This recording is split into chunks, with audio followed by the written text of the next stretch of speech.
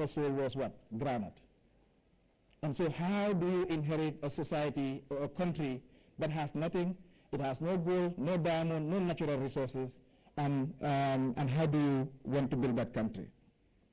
Historically, the Gambia faced skepticism regarding its viability and independent state due to its small size, resource limitation, and dependency on a single cash crop, granules for export. However, in response to these challenges, the PPP, the People's Progressive Party, introduced a philosophy called tesito, which was homegrown, local, and community-driven.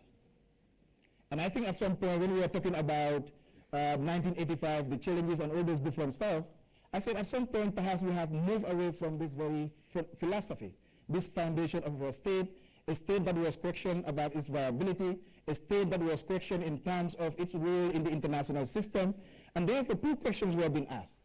How do we survive politically, and how do we survive economically? Politically, we have survived. We are 60, right? But economically, where are we?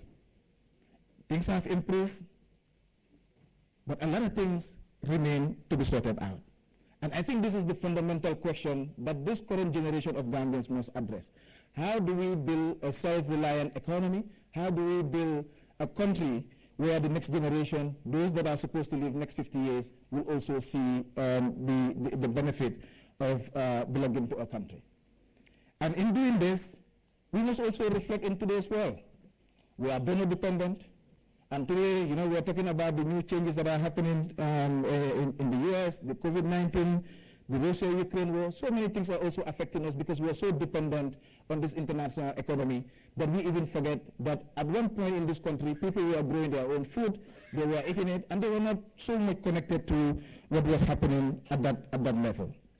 So this philosophy of tesito, for me, I feel it is an important aspect, part of our history, part of our culture, that we need to bring back to this to our development context. And Jawara once said that a nation that does not take charge of its own destiny will always be at the mercy of others. And so whatever happens globally, we're also at the mercy of everybody else. And so what can we do for ourselves? So, but the philosophy of tesito, or Mandinka meaning self-help or working for oneself, was the heart of PPP's governance strategy.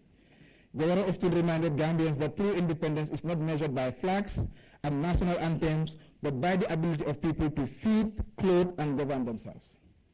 The vision laid the foundation of the development policies that encourage communal efforts in agriculture, infrastructure, and education. I'm not going to get into that because my brother here, you know, I have read some of his book. He has done quite a lot of work on the different development policies, and I think he will be talking about that. But by tesito, we mean not only full and inclusive participation by the government and the people of this country in national reconstruction, we also mean less dependence on outside resources and the ability of our people. Today, everybody will tell you a nation is not an island. I'm not saying that we shouldn't be connected to the globe, but the basics, we must do it for ourselves. And what are the basics? Feeding ourselves. Today, where's our agriculture? Farmers every day, they call and complain. I'm always on the radio, and sometimes when I talk about democracy and these things, they tell me, you know, that is not important for us. It is agriculture that is important. Half of the river is fresh water. Why is it that we are not capitalizing on this natural gift? And everybody keeps telling us that the country is poor, is poor, is poor. I don't believe in that poverty. I argue this with my students all the time.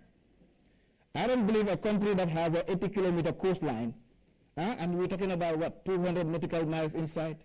The fish. Now, fish is very expensive. We talk about our river. Half of the river is freshwater. Why is it that we cannot do all year-round farming? In a country of 11 square kilometers, how comes that people are complaining about water almost every day? Especially in the rural communities. Farmers depending on 3 months of farming. It means that we are not doing what we are supposed to do. And those are the things that we need to start reflecting on and think about moving forward. One of the most profound lessons from PPP's self-reliant philosophy is the idea that progress cannot be outsourced. Foreign aid is a temporal measure. National effort is the foundation of lasting progress. And we have established several development plans and programs And I think the idea is how do we, from now on, create, not just in terms of artifacts, but a genuine desire to change our lives and the lives of the people that we all represent here. Self-reliance also required both economic pragmatism and a strong national identity. And today, one of the questions that we keep asking is that Gambians don't have identity. Because if you speak well of somebody is angry, if you put Mandinka somebody else is angry, it seems like we are a society that is just picking each other instead of focusing on what is the biggest question that we should address. And this is the foundation that was set for us. So we say that no country has ever developed by waiting for others to do it for them. Development is the result of sweat and determination of a nation's people. So therefore, what should be this new philosophy look like? Or when we are reflecting, what should we focus on? And why is it that so many things were done in such a way that why is it that so many things were done in such a way that today it is not being done? There used to be a cooperative organization for farmers, and this was helping farm. And if we want to address farming and all those things, we need to support them to organize themselves in that way so that we can look at that. But I think they say I have also 1 minute. So in that 1 minute, I want to reflect on that one last quote that Jawara has said before I said one other thing. But the best way to run a country is that we did not want to win independence from the colonial powers, only to impose ourselves on the rest of the people as colonialists. In other words, to deprive the people of the independence which together we gained from the colonial power. And some people today, yesterday I was on the radio, and one older guy said that we need to remove the word in from independence and then leave it with dependence. But I disagree. I feel we have moved forward as a country, and there's so much that we need to celebrate today. And people must remember and go back to the baseline and read people like Berkeley Rice when we were being questioned in terms of our viability as a state. But over the period, the older generation did their part. They put their work together, they worked together as a family, they built a society that we also today inherit. And so the question is, what are we going to do with this freedom? And I have one recommendation, particularly with this food self-sufficiency. And people accuse me of being friends with the military and all that stuff, because at some point we have to be intentional in terms of what we want to do. Today we have a vibrant military. Why are we not engaging them in agriculture? Why are we not engaging them in the development? Do we need to outsource those things? These are the things that we have in this country. We do not lack anything. The only thing is that we are not using the people that we have in this country. And so I rest my case here. Thank you. Thank you very much, Seth Mati Jau, for that insightful deliberation in relation to the theme of the independence celebration. Like I always say, when we're talking about having a new Gambia, it's not just about changing the laws, but actually changing attitudes towards one another, but equally changing attitudes towards our country as Gambians. Thank you so much, Seth Mati. Well, you can jot down your questions, and when we reach the Q&A, you can ask your question to any of the panelists. Next, I'll invite Ajib Farmer Job, who's, like I said, who's the founder of Bawa Bytes, a newsletter platform that fosters collaboration and innovation among tech enthusiasts in Senegal and the Gambia. Inspired by the Baobab 3 resilience, Baobab Bytes serve as a digital hub for sharing ideas, resources, and discussion on technology's transformative impact. AGI focuses rather on amplifying diverse voices, promoting gender inclusivity, and highlighting emerging tech trends. With over 4 years of experience as a tech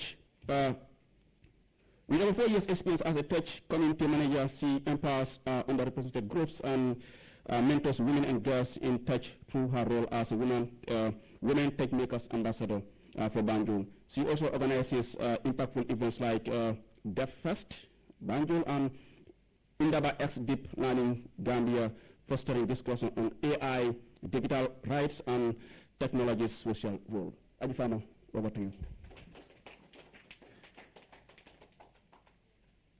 Okay, good afternoon to you all. As Mati said, I will stand on existing protocol. And it's truly a pleasure to be here to discuss a topic that is close to my heart, which is technology and how it promotes self-reliance and national development. As someone who has worked in digital development and women inclusion in tech, I have seen firsthand how technology transformed lives, not just an individual level, but at national scale. It gives people the power to learn, to build, to create, and most importantly, to become independent. So before we talk about national development, let's talk about self-reliance, how technology can be a pathway for self-reliance. When we talk about self-reliance, we are talking about reducing dependency, whether on foreign aid, traditional systems, or outdated structures. We live in a world where learning no longer requires a classroom, and I think that example was during the COVID-19. We all had to go to using our phones, our laptops. By then I was at the University of the Gambia, and we had to find other ways to learn. With just a smartphone or a laptop, one can learn coding, data science, artificial intelligence. Now it's one of the most discussed topics across the world. And these are high skills that are demanded globally. Platforms like Microsoft Learn, Google, they are offering free or affordable courses, and this is where young people can leverage, not just young people, but anyone can just use it to upskill. Rwanda has a program which is a coding academy that produces high-tech savvy, and this is something also the Gambia can learn from or embrace. We talk about digital entrepreneurship and startup. Starting a business now requires a storefront, and I think we all have seen the rise of Facebook Market, even people using their WhatsApp status to sell. Sometimes some of them even don't have formal businesses, they just, and we also have people using TikTok Live to sell, and that is providing, income for most of these young people.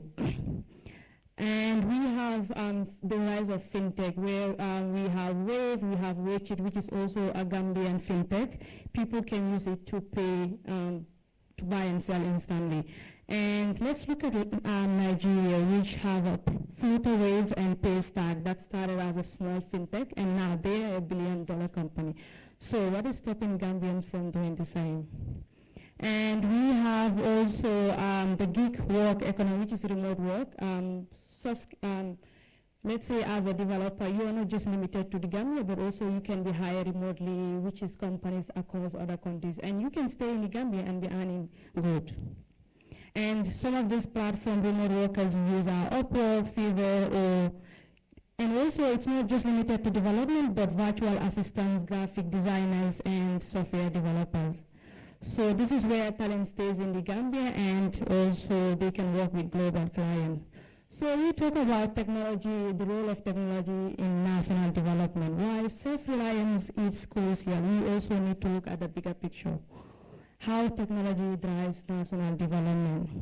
We talk about the role of e-governance, which is digital governance and public service delivery. We have seen many African countries also adopting e-governance, making more services transferred.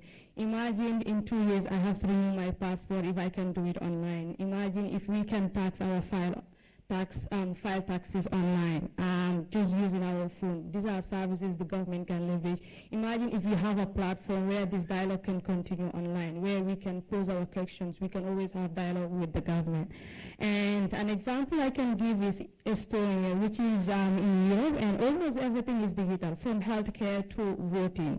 And this is something Gambia can also explore. Mati talked about agriculture and food security. Our farmers still face challenges due to outdated methods and climate change. And AI-driven weather predictions and smart farming tools can change them. This is something also we can look at how technology can help. And we have seen in Zambia, they have a platform called AgriPredict, which can help farmers to detect crop disease early, thereby increasing their yield outcome. We talk about healthcare and education. Telemedicine is something that is allowing people in even rural areas to access to medical services remotely. There are certain things that you don't even need to walk to the hospital. With telemedicine, we can do it, and it can save a lot of time and energy and cost. And during the COVID-19, Senegal uses an AI to speed up diagnostic to improve its response. This is a clear example how technology isn't just about convenience, but it's about saving life. But let's be real, technology alone isn't enough. We need to address some key challenges to make sure it benefits everyone. Let's talk about the digital divide. Internet is one of the most expensive, and Gambia, it's one of the top most expensive internet in Africa. 1 GB costs about $3.5.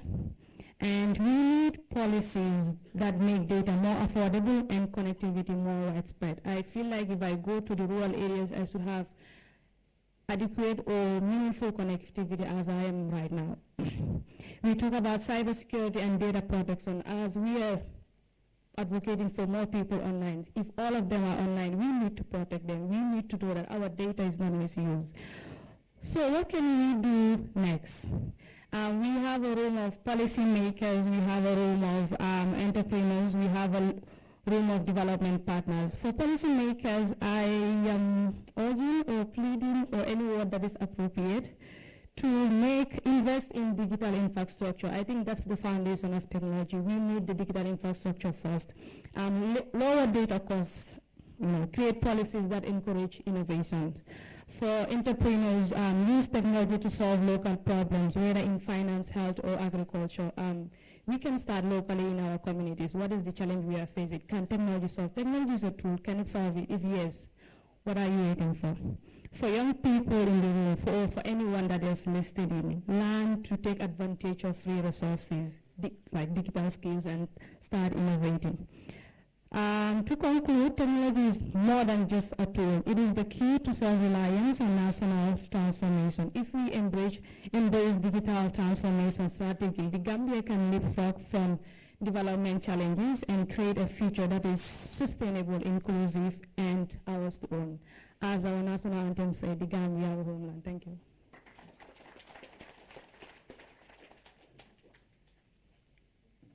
Thank you so much, Ms. Juke, for those wonderful insights to support the journey to self-reliance. Next on the panelist, we have Mr. Maud A.K. Seka, who is an accomplished economist with BSc in economics and MA in economics policy management. He has extensive experience in public finance, macroeconomic policy, and development, having served as permanent secretary in multiple Gambian ministries and deputy managing director of BSIC Bank. He played a key role in establishing the Gambia Revenue Authority and has held both positions in government and international institutions. Mr. Seka authored The Demise, Alternative and Rebirth of Planning, the Gambian Experience 2024, and has consulted on projects like the ECOWAS Common External Tariff and UNDP's Development Finance Assessment, significantly impacting economic development in the Gambia. I will therefore invite Mr. Seka to delve into the policy environment for self-reliance in national development. Mr. Seka, the floor is yours. Thank you very much, moderator. I will also follow the Njawen and piggyback on existing protocol. I will start with an attempt to define self-reliance and the theme today, which is working in unison, harnessing our human resources as well as our material resources to resolve our developmental challenges. My colleague has also quoted Beckley Rice, who authored the book Enter Gambia, The Birth of an Improbable Nation. Why were we improbable at independence? Our budget was fully funded by the UK government. We had a single cash crop, groundnut, which he has reiterated. Our businesses were dominated by the foreigners, and the civil service was provided by the British. Are we still in that classification? I think we've moved extensively away from that. with an economy that has a GDP of about above $2 billion, with democracy flourishing, I think we have moved substantially away from that doubt for viability. And then we move on, because the founding fathers, when they came, also recognized that they wanted to be termed failures. They don't want it to be called failures by leaving what the others predicted, but that is to say that the Gambia is not viable, and then they will reverse either the course of independence or something like that.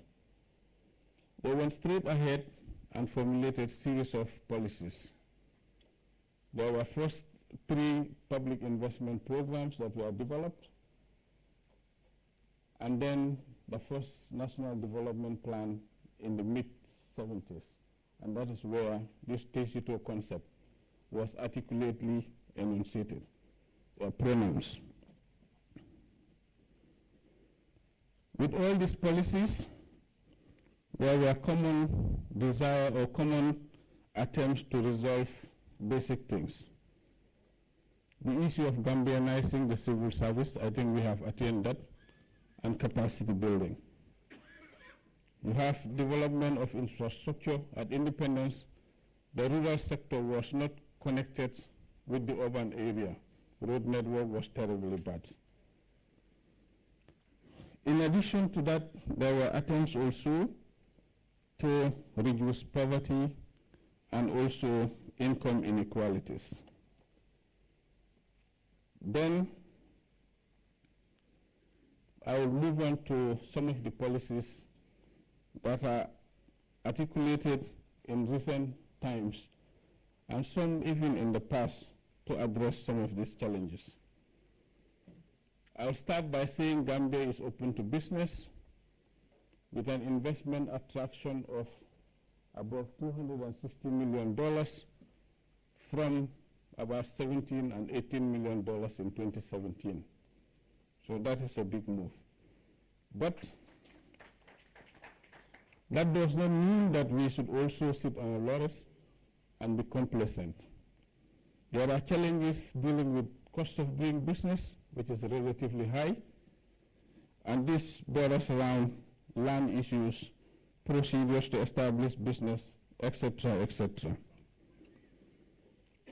Also, in terms of trade finance and the economy, there has been substantial drive towards domestic revenue mobilization, to the extent that the budget is funded 70 to 80% using domestic resources, but it depends also on which year we are talking about. In some years, maybe slightly above.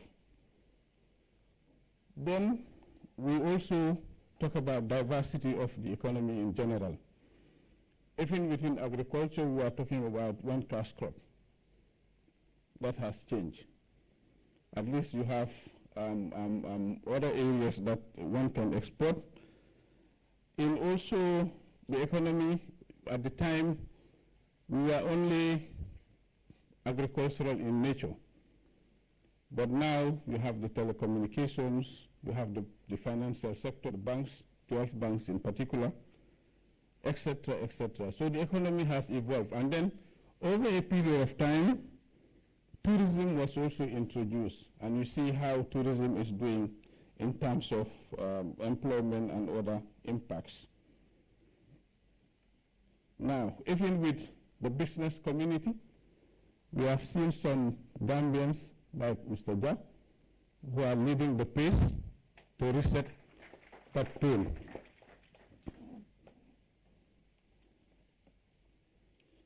Now, let me go to more specific sectoral issues. Education, what has been our problem? I think the issue of relevance has never been addressed, and that has been a major, major issue. We are more concerned about textbook academia rather than providing the wherewithal and the source of, how to call it, the kind of skills that people use to drive the economy. That's point number one. On that note, There is a TVET policy that has been developed, and also a decentralized culture at the Ministry of Higher Education, as well as at the Ministry of Basic, starting from grade 3, to emphasize skills development. In addition to that, key higher education institutions are being reformed. MDI will be, emphasizing public administration. Gambia College will emphasize teacher training and at different levels, etc., etc. But the most interesting part is that we are also left in the educational sector for science and tech. And I think this is exactly what USEP is trying to address, to make sure we have engineers. When they graduate, they can go out and serve what we expect of them. And agriculture, I think food self-sufficiency has been a challenge. But in the past, like he said, some of us who grow from the rural areas, our mothers used to stock rice from one year to the other. That does not mean that not much is happening. Rice production has been focused as the principal priority of the government, and in these recent years, there has been significant progress in that area. It's picking up significantly. You spoke about mechanization. I agree we cannot feed ourselves if we are still using old hands. And that is why government recently is working on procuring 180 tractors and other implements to make sure we mechanize farming. In addition to that, we have private sector operators in farming now, which is very encouraging and a new phenomenon. You have the likes of Jaoil, the Maru Farms, and many others, 6 other smaller ones, who are expanding in rice production, which is commendable. You also have some support in that area from our bilateral partners of Japan, South Korea, and the Chinese. However, in agriculture again, climate change is the biggest threat. Every 4 to 5 years, we witness drought every 4 to 5 years. We cannot be looking up into the sky for water. We should be looking at the ground and the river to make sure we have a year-round agriculture. Quickly on health, we are doing relatively well in terms of health centers and new facilities, health facilities. But I think we should also concentrate on providing capacity for the doctors, purchase the drugs, and also the equipment, so that any citizen who walks into a health center can have his needs addressed by finding a competent doctor, getting the correct prescription, as well as getting the medication. I will conclude by saying that we need to emphasize in few areas. Food security is very much a priority if we are going to be self-sustained. Domestic resource mobilization, we cannot understate that. Infrastructure, stability, and peace. To conclude, I want to invoke the concept of city-state. We are blessed to have a very good road network across both banks of the river. And what that means is investors can go anywhere now and locate and get their goods and services transported to wherever they want within the country. In addition to that, the Ministry of Trade is also working on creating a specialized economic zone which emphasizes industrial production of different things that we have in this country. On that note, I thank you all. Thank you very much, Mut Eke Seka, like he rightly mentioned, the Gambia is open to investment. And the next person I'm about to call is an example of exactly what we call charity begins at home, because it is often said, when you invest in your own country, you're investing in the future of your people. And the next person I'm about to call is Mr. Mohamed Jah, a leading Gambian entrepreneur and businessman, heading the Q Group, a diverse portfolio of companies operating in the Gambia and Sierra Leone. His business span telecoms, banking, broadcasting, mobile money, IT, education, auto sales, hospitality, bottled water, electronics, real estate, and logistics. Recognized for his contributions, Mohamed Jah has received several awards, including the National Order of the Republic of the Gambia for his impact on the country's economic development.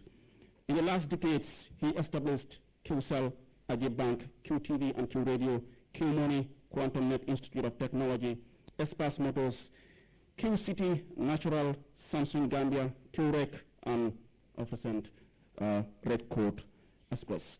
Mr. Jah, over to you.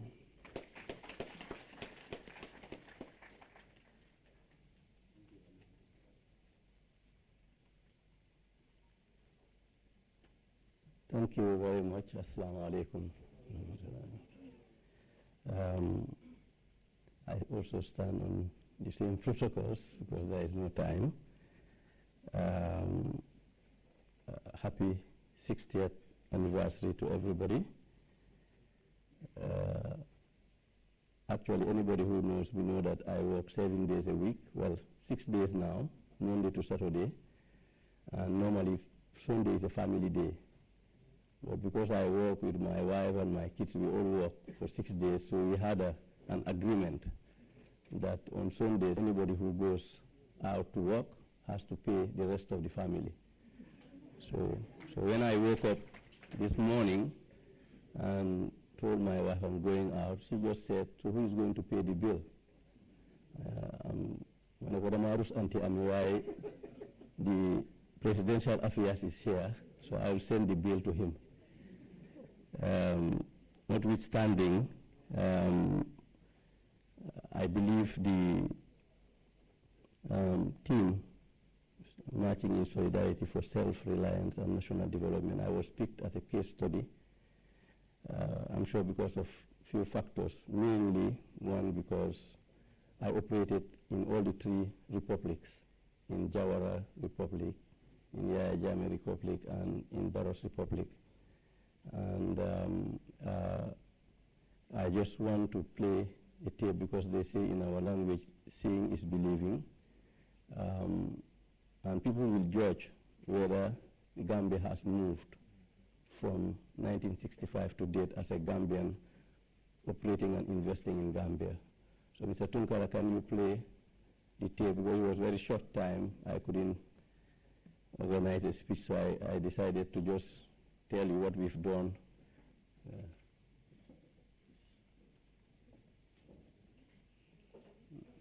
Sound. We honor a man whose life's work has driven national progress. Mohamed Jah, founder and chief executive officer of the Q Group.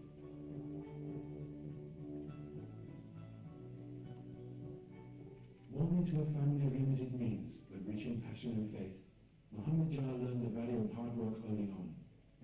Inspired by his father, Imam Mas Jah, he pursued his dream of becoming an engineer. Education is the path to success. If you don't know something, you don't dream about it. So the only way to dream about big things, big things, is by educating yourself. Education is not easy. It requires finance. But the most important thing is for the dedication of the student himself or herself to be dedicated. In the Gambia, we are fortunate that if you want to be educated, you will be educated.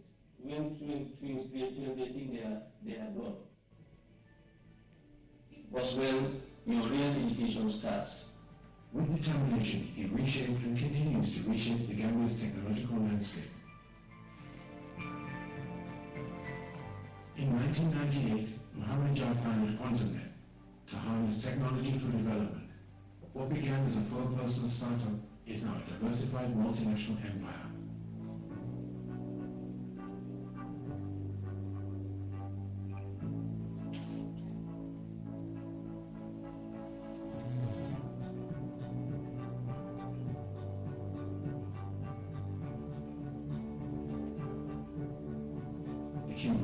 With over 1,000 employees across multiple countries. Every or any technology, new technology coming into the world, we need to be the first in Gambia, or one of the first in Africa to launch it. QCell pioneered 3G, 4G LTE,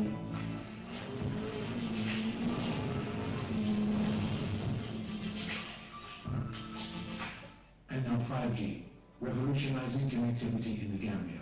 The first 5G network in the Gambia, and I can safely say that one of the first to launch 5G network in Africa.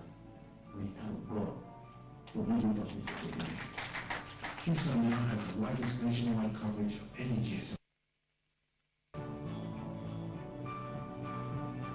Faith is central to Muhammad Jah's and Q Group's mission. The annual Q and Logo Ramadan food distribution reaches over 300 communities in the Gambia.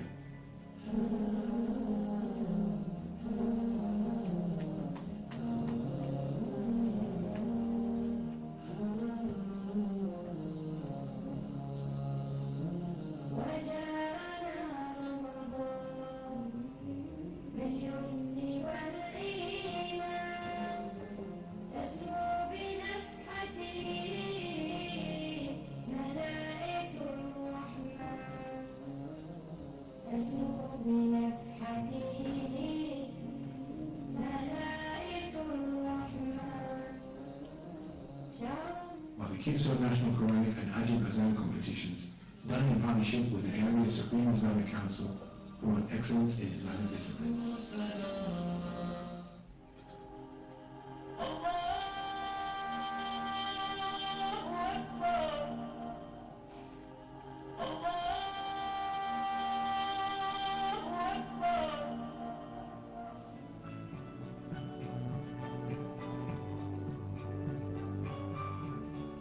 Beyond telecommunications, the Q Group includes Ajib Bank, the Gambia's first Islamic bank, offering fully Sharia-compliant services, and Q Real Estate and Construction Company, QREC, a new and significant player in infrastructure development, and Q City, the Gambia's first multi-purpose recreation center.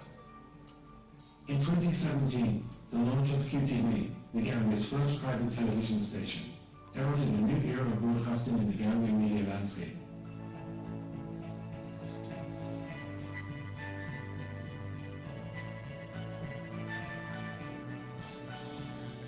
The following year saw the launch of Q Radio, the first countrywide FM radio station.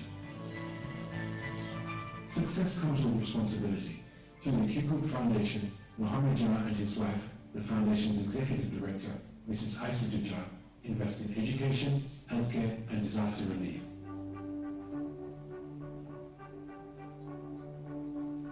We don't only give services to the public and receive money from them, but part of that money we receive from the public, we give it back to them.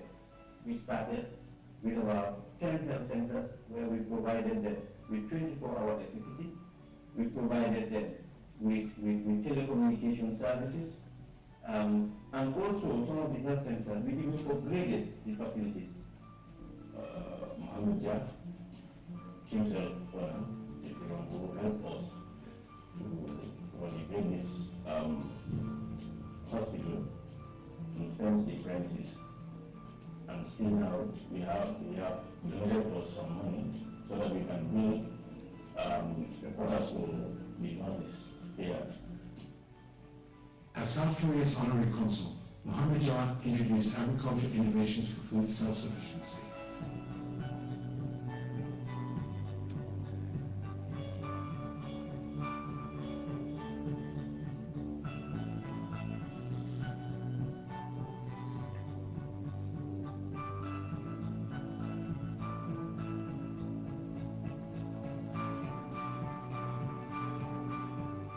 QCell's unwavering support for national pride is evident in its sponsorship of the Scorpions national football team at AFCON.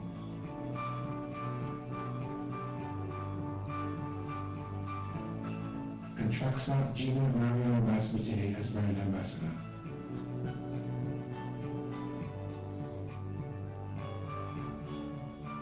Mohamed Jar champions Gambian businesses, supporting the local content built to promote economic independence. His dedication to employees led to the Q Group staff housing scheme, ensuring secure living for long-serving team members.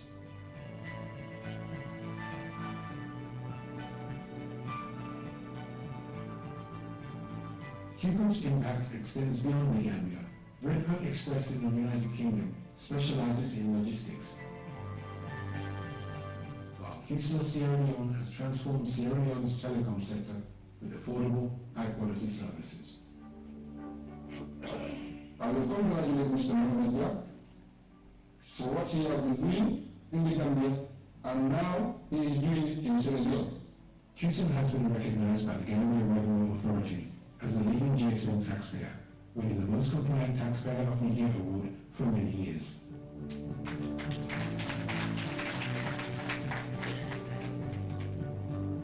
In addition to these corporate awards, Mohamed Jar's leadership has earned numerous accolades, including being named the Gambia's Businessman of the Year by GCCI more than once, the National Order of the Republic of the Gambia MRG, and the African Leadership Award, amongst others. Anytime we win the GRA, the Gambia Revenue Authority Awards, we celebrate it together because this is our biggest award. We are serious corporate citizens. For us, before we sign our salaries, we sign the tax payments, and everybody knows that. And that's why for 14 years, we have been paying taxes on time. Not that only that we are paying taxes, but we are paying them on time. Mohamed Jar is more than a business leader. He is a nation builder, a visionary and an enduring symbol of hope. We have two slogans. One is Univers, and the other one is We Innovate and Others Follow. This is the story of Mohamed Jar, an African dream realized. Thank you, Mr. Tunkara. I'm sure in the question and answers, some of you will ask me how I got to this. I'm prepared to answer your questions. Thank you.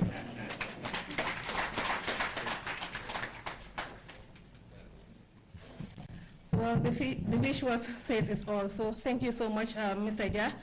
Next on the panelists, we have Ms. Fatou Sen Gueye, an award-winning Gambian social entrepreneur who founded the Gay Neuro Skills Center in 2009.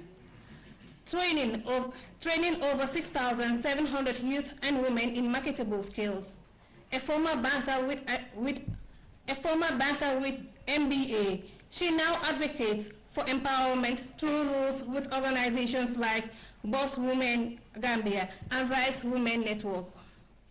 Collaborating with entities such as the UNDP and European Union, she promotes entrepreneurship and capacity building. Recognized globally, she has received awards like Most Innovative CEO in Youth Empowerment 2024 and Social Entrepreneur of the Year 2016. Ms. Gueye's work inspires communities and drives socio-economic progress in the Gambia. Ms. Gueye, the floor is yours.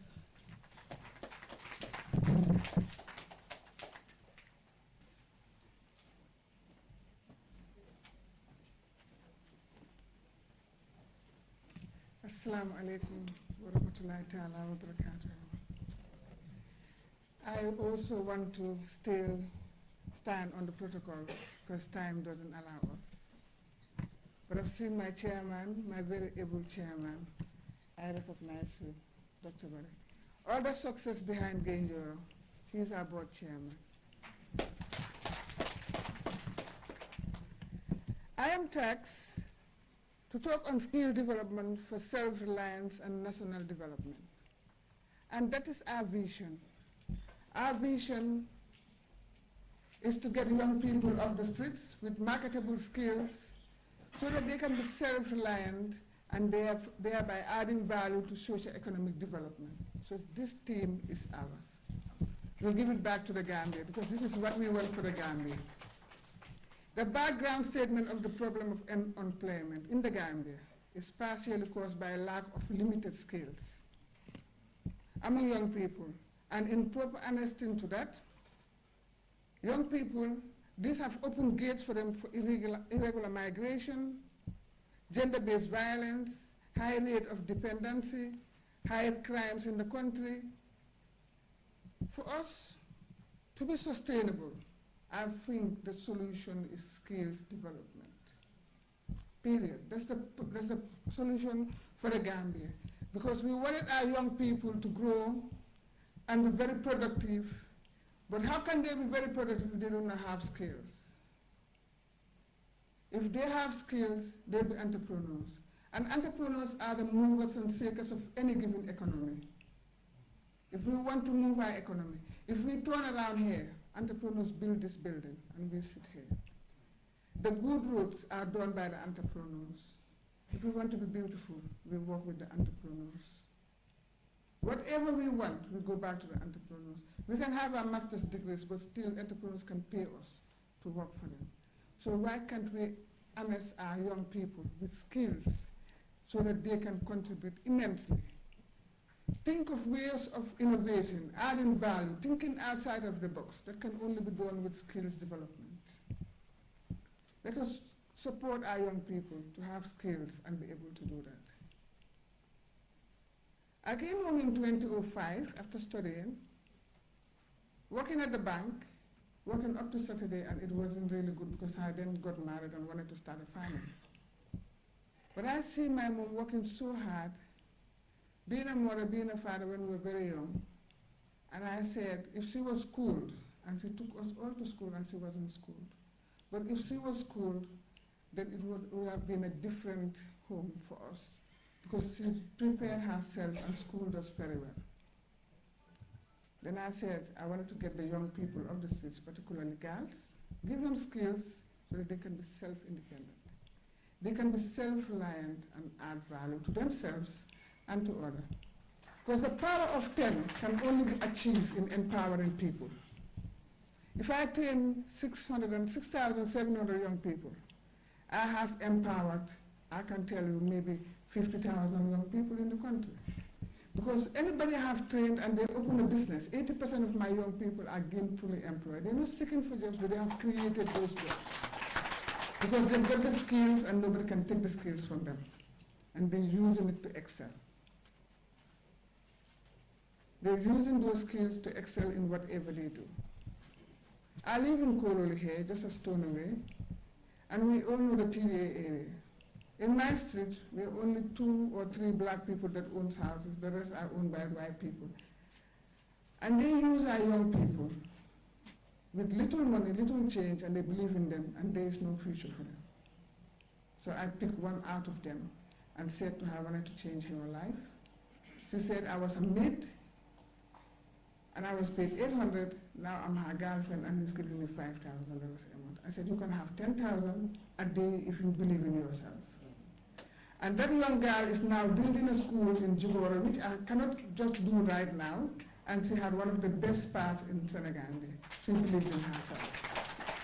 And that is the story of empowering our young people. So I wanted the government to really look back on that. I always read the statistics of the Gambia, because if you are patriotic, you wanted to be home, you wanted to add value to your national, to the Gambia, and that was what I wanted to do when I came home. I worked with GAM Jobs to open a center in Farafenni in 2011. They came to our graduation and see what we've done, and they were so immense with our work, and Salimata said, where do you want to go next? I said, I've trained 2 young girls from Farafenni, and they never want to go back. One of them I always see in Senegal, they're not doing things that I love. The other one doesn't want to go back because he thinks there is nothing doing in Farafenni. Then she said, Fatou, we have a deal. The project that we're running is for illegal migration, and North Bank has the highest rate of illegal migration. We're going to North Bank. I've never been to Farafenni, didn't know Farafenni at all. But I took that challenge and wanted to get my young people off the streets. And I went to Farafenni, opened a center. If you go to Farafenni today, when YEP came, they put 12 young people on billboards. I trained all 12. And any restaurant in Farafenni, there is no, anybody who asks to serve you will be a product of Gainjoro. The restaurants, the guest houses they're managing, all this is what we want to do so that they can emulate the young people in their communities, stay in their communities and develop their communities. This is how we empower them.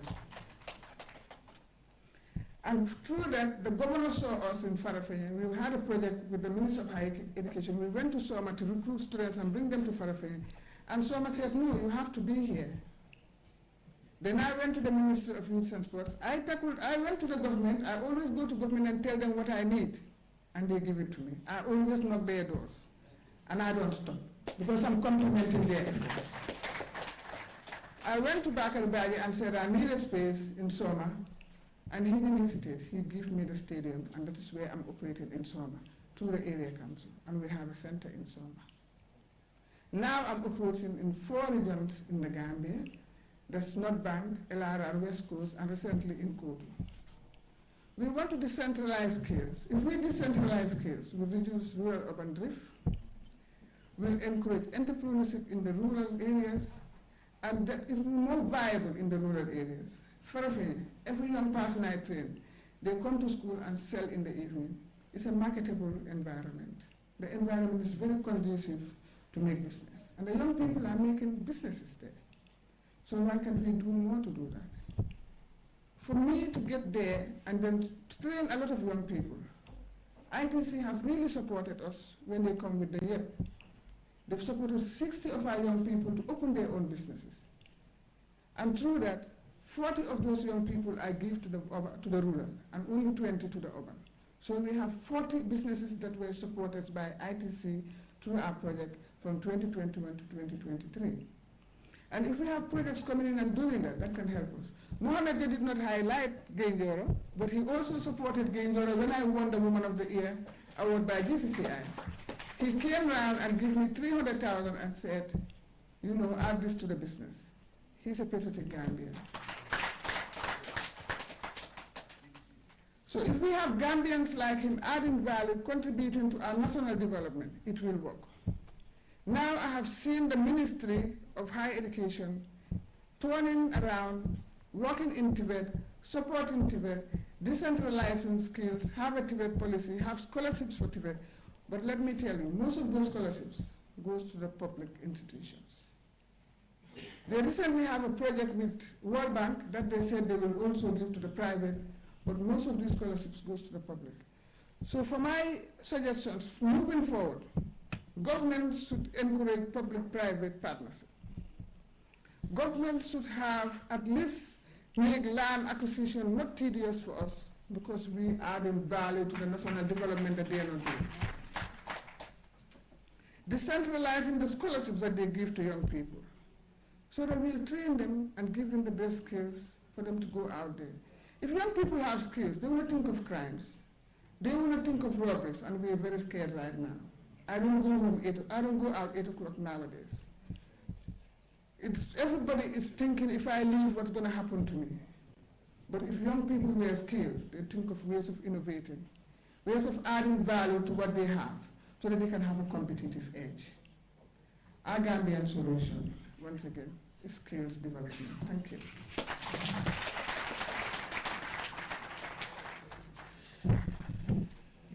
Thank you very much, Fatsen Gay of Gay Nyoro. I mean, like you emphasized the importance of acquiring knowledge. I mean, the former South Africa President Nelson Mandela once said, and I quote, "Education is the most powerful weapon which you can use to change the world," and it is important. You can take away anything from someone except the knowledge that you give the person. And I think moving forward, knowledge, seeking education, be it skills or whatever, is quite important as a country. And we are just about to reach the climax of the first part of this panel discussion, and then the final panelist I'm about to invite is Ustad Abdul Karim Alkali Kuyate, who is a respected Imam and Islamic leader in the Gambia, serving at Masjid Dawud Sila and other mosques. With over 10 years of experience, he delivers influential sermons and represents the Gambia Supreme Islamic Council at national and interfaith events.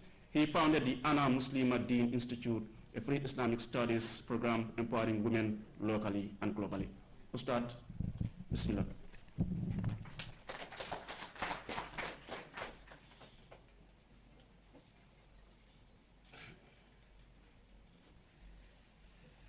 أعوذ بالله من الشيطان الرجيم بسم الله الرحمن الرحيم الحمد لله رب العالمين والصلاة والسلام الأتمان الأكملان على من بعث رحمة للعالمين بعث الله شاهدا وبشيرا ونذيرا وداعيا إلى الله بإذنه وسراجا منيرا وسبحانك لا علم لنا إلا ما علمتنا إنك أنت العليم الحكيم اللهم اجعلنا منهم ومن الذين آمنوا وعملوا الصالحات وتواصوا بالحق وتواصوا بالصبر فالسلام عليكم ورحمة الله وبركاته. So inshallah, I will be code switching both English and our native languages so that those that are sitting at home, they will understand. Like the first speaker said, okay, like the first speaker mentioned, some of the ministers, or most of them should have been around so that what we are saying here or discussing here, they will also benefit from it equally because they are the drivers of the system. That same way we should speak languages that our mothers and fathers at home, they will be able to understand the discussion that is going on here. The theme of this discussion is self-reliance and national development. For my own part is on Islamic perspective. Islam is not merely a religion of rituals, but it's a complete way of life. Allah subhanahu wa ta'ala, when the deen was completed, what he said is, Al-yawma akmaltu lakum dinakum wa atmamtu alaykum ni'mati wa radilakum al-islami dina. Today I have completed your religion for you, and I have completed my favors upon you, and I have chosen for you Islam as a way of life. So it's not a religion of mere rituals, but it's a religion that has a role to play in every aspect of our life if only we understand it.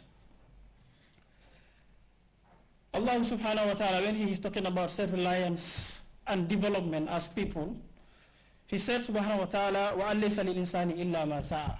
There is nothing for a mankind or for a human being except for what he strives for. The Prophet alayhi salatu wasalam, he said, it is better for a man to go on top of a mountain and carry firewood on rope on his shoulders to sell it. That is better for him to go to people extending his hands begging whether they give him or refuse him. Jibril alayhi salatu wasalam, he gave an advice to the Prophet alayhi salatu wasalam, 5 advice. He told him, Ya Rasulullah, 5 advice. Live as you wish, but know that one day you are going to die. He told him alayhi salatu wasalam, wa'amal ma'shit fa'innaka manziyun bih. Do whatever you want. There is a day that you will be held responsible and accountable for every deed that you do. He told him, wahbi ma'sita fa'innaka mufariku. Love whomsoever you want and associate whosoever you want. One day you will be separated by death. He told him alayhi salatu wasalam, wa'alam anna sharaf al-mu'min qiyamuhu bil-layl. Know that the nobility of a believer is in his standing up in prayer at night when others are sleeping. But this is the essence of what I want to talk about, the last part of the hadith. He told him, وَاعْلَمْ أَنَّ شَرَفَ الْمُؤْمِنِ قِيَامُهُ بِاللَّيْلِ وَعِزَّهُ إِسْتِغْنَاءُ عَنِ النَّاسِ. And as for your dignity and honor lies in being independent from people. If you are independent financially, you are independent psychologically, emotionally, because anyone who feeds you control you. Anyone who gives you what to eat control you, tells you what to believe, and tells you what to reject. In Gambia, we don't have a problem with resources. But we have a problem with one resource, and that is the most important resource, which is the human resource. We have natural resource, we have financial resource, but we lack the appropriate human resource, what we call the human capital. Like we lack the right people for the right things. The Prophet ﷺ says, "Talibul ilmi faridatan ala kulli Muslim." Seeking knowledge is an obligation upon every believer. This is not only talking about knowledge of the Sharia, but knowledge of anything that benefits mankind. Today we have many young people in this country. The reason why I talk about we lack quality human capital is because we have a country of entitled young people. They have an entitled mindset. Today everybody wants to work in an office, which is not possible. Today, because I'm not working in an office, I will not work. I will sit down, there is no work in the Gambia, which is not true. Today, how many young people will cry, the country is difficult. You cannot speak English, you cannot speak Arabic, you cannot speak French. You are not a carpenter, you are not a mason, you are not a mechanic. Who can help you? Nobody can help you. Even those that are working in offices, most of our salary earners, their salaries cannot sustain them. Before the month reaches 15 days, salary is finished. Or most of the people that are salary earners, their families are maintained by shopkeepers. You go to the shop, they will masakumalo, every month I pay you. And also the mindset of our parents. Most parents, we force our kids to academia when we know that they are not good in academic setting.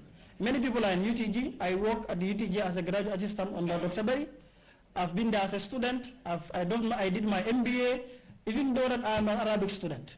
But you talk to many young people today, those that are in the universities. They are in university, but they are not good for university. They are not meant for the university. They are good elsewhere, but they believe that if I don't go to UTG, I cannot make it in life. Today, even look at kids that are going, for example, you see two people that are walking alongside and they're going somewhere. You ask one of them, where are you going? I'm going to UTG. You ask the other one, I'm going to my carpentry workshop. The one who mentioned carpentry workshop is Luglo Open. And in just 5-15 years, that person can come and employ this person. Like the auntie was saying, entrepreneurs, they can even employ people with PhD and masters. And I'll just give an example with all due respect to the fullers, for example. We will have a fuller that is coming from Guinea, one Julde or one Momodu. Will be coming here, cannot speak even Wolof or Mandinka. Will be selling cola nut and bitter cola on plates in the streets.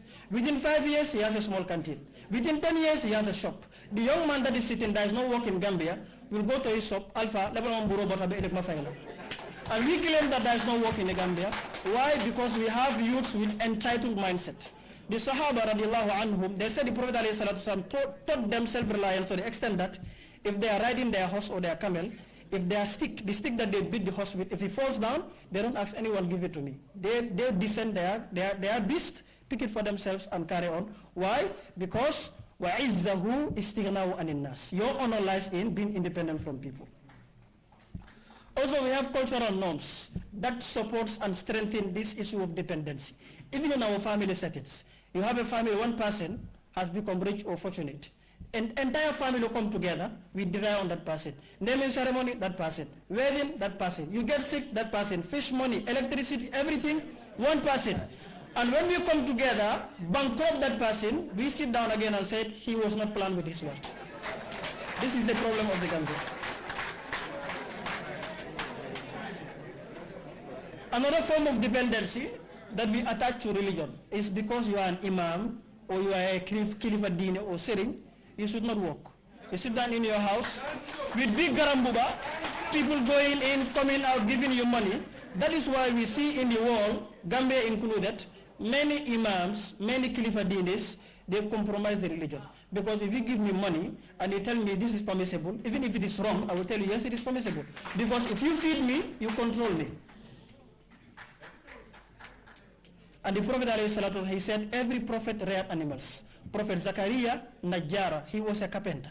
Even the prophets, they never rely on anybody. If the prophet wanted, he could have become a millionaire, could have sat down one place, people will rain money on him. But he never did that. Alayhi afdalu salatu wa tamu taslim. Now the consequences of this dependency, how it has affected our independence. Yes, we are independent when it comes to our country. Nobody is going to come and encroach on our sovereignty and all that. But our minds, most of us, are still enslaved. And that is the fact. Today, if you go to many Arab countries, some of the countries that I went to personally to study there, like we see recently, Dubai, they were engaging in cloud seeding so that they can have rainfall. Gambia, we have rainfall. Gambia, we have arid land. We have fertile soil. But why are we not farming? There is no country in the whole world, even the wealthiest of countries or so-called developed countries, where the government provided jobs for every citizen in that country. There is no country in this world like that. The example I was giving, you go to these Arab countries, rainfall, they hardly have rainfall and other things. But they worked hard. Some of them, they even have to go and filtrate the sun so that they can carry out their agricultural activities. But us, we have all these things, and we still sit down blaming people or blaming the government that they did not help us.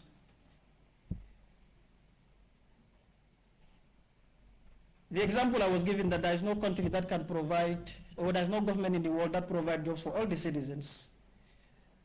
And Gambians, we sit down, we expect that our government will give us all the jobs that we need in this country. But the truth is, jobs are not lacking in this country. And Allah subhanahu wa ta'ala says in the Quran, إِنَّ اللَّهَ لَا يُغَيِّرُ مَا بِقَوْمٍ حَتَّى يُغَيِّرُ مَا بِأَنفُسِهِمْ. I will never change your condition, or I will never change the condition of a people until they change their condition themselves. So now, Look at having our job ethic, our professionalism. Have a contract here, building a house, give it to a Gambian person. A project of 3 months will take you 2 years. If they get to the construction site, 9 o'clock, they will brew attire and have breakfast for 2 hours. Before they start the job, 12 or 1. Around 3, 4, they are off for the day. Give that same job to a foreigner and see. That is working in the Gambia. A job of 2 months, they will finish in 2 weeks because they know why they came here. But our own Gambians, they will do. This same attitude even extend in our professional setting.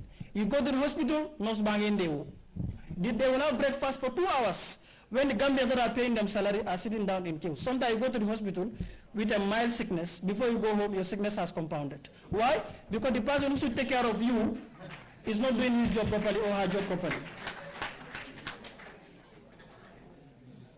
And most of these people, if you offer them suggestions or feedback for them to improve themselves, they get angry. Sometimes they even quit the job. And also the Yakamdi syndrome that is here. Because of Mohamed was giving his story and the auntie was also giving their story. Today I want to start a business, I want to seek employment, I'm working under someone. They give me salary 5,000. I said, no, that is very small for me. Ask people that are up there right now where they started from. They started slowly because they said a journey of 1,000 miles, beginning to the step. But we started right now today, we want to become a billionaire. And also we don't respect our resources. You are living on a salary of 5,000. That is also causing our poverty and dependency. You are living on a salary of 5,000. You want to live your life like Mohamed Jah. You want to have iPhone 16 Pro Max. You want to drive the latest car. You want to be online every day. Before 10 days of the month, your salary is finished. And then you go to the social media insulting people in the name of freedom of speech. Yes, freedom of speech, but there is no freedom after speech as far as Islam is concerned. Because if you say something, you will be held responsible and accountable for it. So we have to work on our punctuality in our places of work. As far as we are Muslims and Christians, we believe in what they call accountability tomorrow. Whatever you do, you will be held responsible and accountable. If your contract hours at your place of work starts at 8 o'clock, 9 o'clock, you are there at 10 o'clock. If you receive your salary, you should remove that money and return it. If you feed your family with it, you are feeding your family with fire. And the day of judgment, you are going to pay for it. And also, the most important thing is we have to believe in ourselves. Wallahi, if you travel outside, you see how many Gambians are there. The reason why I said we don't lack most of these things. We have many intellectuals outside which are Gambians. But why don't they believe in themselves? Some of them, if they stand before their fellow Africans, they belittle them. But if they stand before a white man, full respect. Take this to our cultural setting, for example. Marriage, your brother will come, I want to marry your daughter, I want your son to marry me. No, me, I am Jola, my son doesn't marry a Fula. But if a white man comes, you don't ask about the tribe, you don't ask about anything, because your eyes is focused on the back.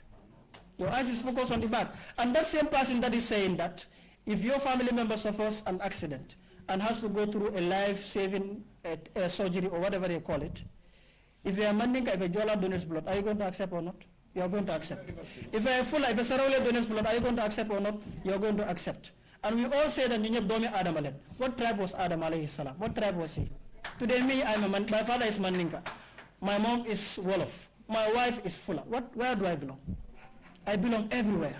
So let's cut off all these things. Because for one Gambia, if I speak Wolof, everybody should be happy. The same way I speak Mandinka, Fula, other languages, everybody should see themselves that this is a Gambian that is speaking. He is using the language that he understands the most.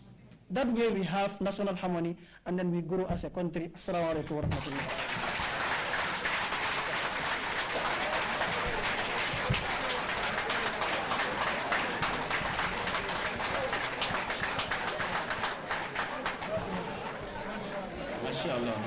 Mashallah. Supran Ustad Abdul Karim Alkali Kuyate, a quite powerful sermon there.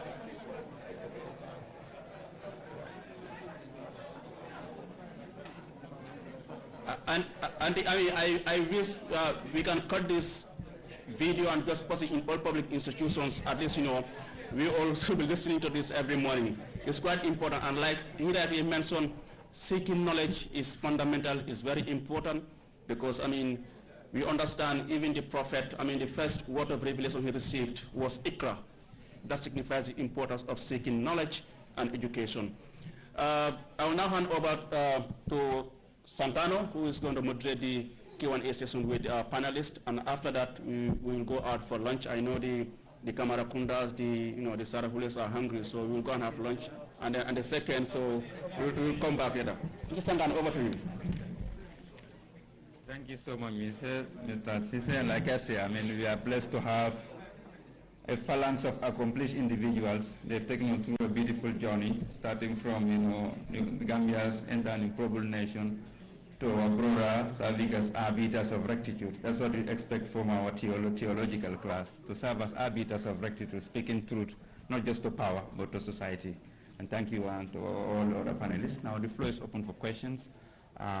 We have 45 minutes for question and answer. Like I said, we don't want to prolong the session because we need to refuel, as we say in New English. Yeah, Mike will go around, and your name, institution, and the question is directed to, and the person the question is directed to.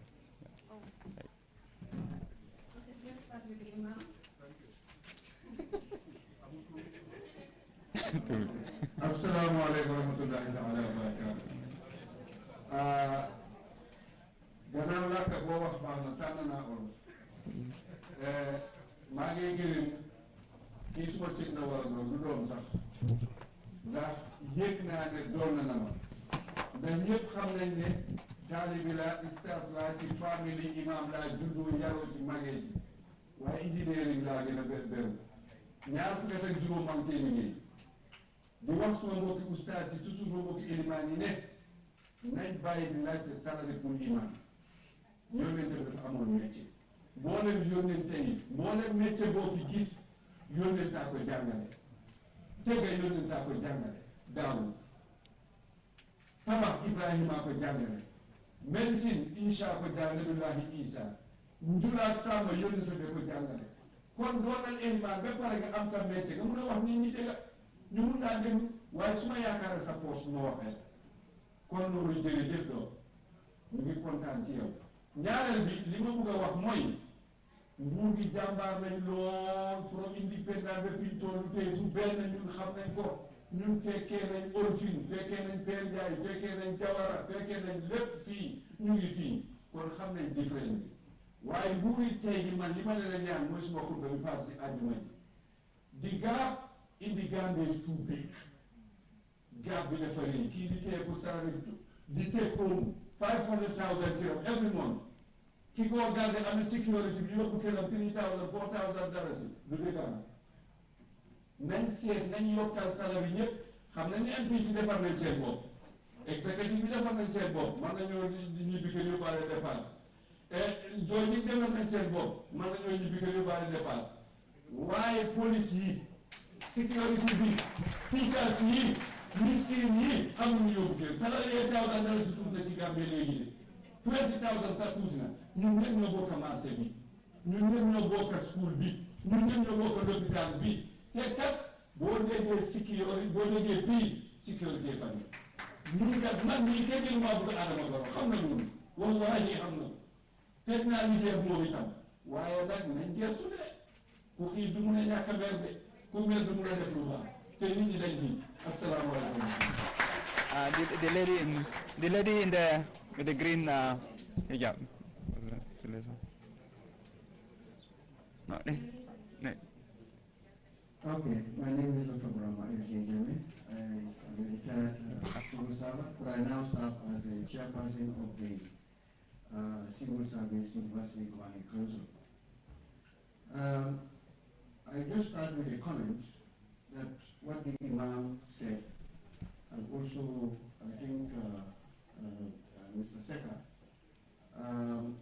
I think we have a common disease, and we should be able to think together. How do we address this disease? And that's our value system. I think we need to think together. How do we deal with our value system, the behaviors, our attitudes? That's the first question about, to everybody. Maybe we can think together. But my specific question goes to Mr. Joe. Mr. Joe, I understand you are one of the operators of the university, one of the university professors, and it's just fitting that I address this question to you. starting with a preamble, we all know that the universities serve as intellectual backbone of national development, providing research, innovation, and human capital necessary for development. Now, in the context of the philosophy of tesito, and the point that you have, tactfully mentioned that no country can ever develop waiting for others to come and do for them. I think I like that statement very well. So in the context of tesito and the statement that you made, do you think our universities are adequately utilized as key drivers of research, innovation, and policy formulation? If yes, why? And if no, how do you think the potentials of the universities can be harnessed? That's my question.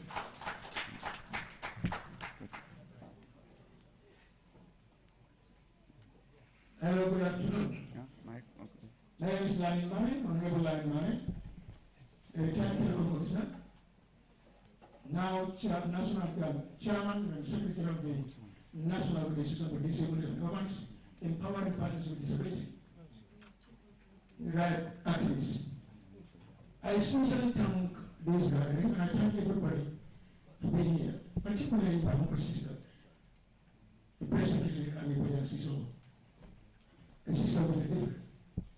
My comment is going to be on Mohamed, the CEO of Cuba. Really, I acknowledge and I appreciate it, and I've been advocating on Mohamed just for months, both Gambia and outside the Gambia. My meeting at the South Africa, Johannesburg, I mentioned the only private TV, first private TV in the Gambia, QTV, giving us an opportunity for our voice to be heard. But I sincerely take this opportunity to embrace and thank Mohamed for being there for everyone, for the country. And I urge, I'm appealing to him. He has been giving packages to many people in this country, in the education sector. I'm appealing to him, not for me and myself, but on behalf of persons with disabilities, for them to be considered, giving them scholarships, for them to be empowered. Instead of becoming dependent, they become independent, like me. I've seen a lot of achievement because I remember his father. May his soul rest in peace.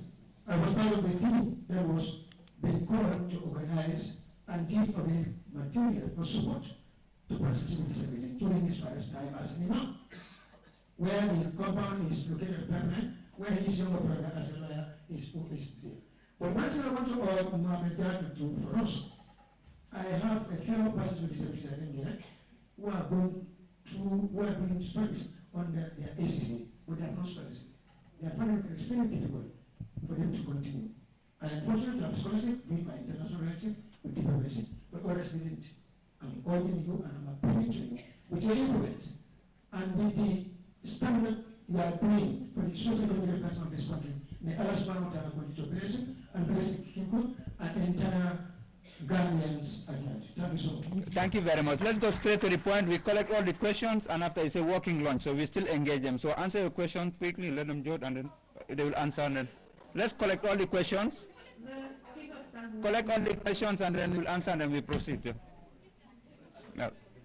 It's a working lunch, so during lunch you can still ask subsequent. Mine will be a quick comment. I think talk on policy and policy making and academic perspective invited us to interrogate the viability notion, which between the two speakers, Mr. Joe and Seka, they have concluded unequivocally that and conclusively that yes, we are making progress, but we are not yet out of the woods. And because on grand scheme of things, we are still respected and recognized, but a junior league player. The story of Q Group defied big corporate dominance, and I think as a nation we can learn from that. Q Group started, as Mohammed would usually say, from his bedroom. It is true foundation. It is true also foundation to also, like the Gambia, that we believe in ourselves and will be able to do it. And perhaps technology is the answer. Skill development and change of mindset, as eloquently discussed, would remove the dependency syndrome that we are, as Gambians, known for. But I also would want to suggest when the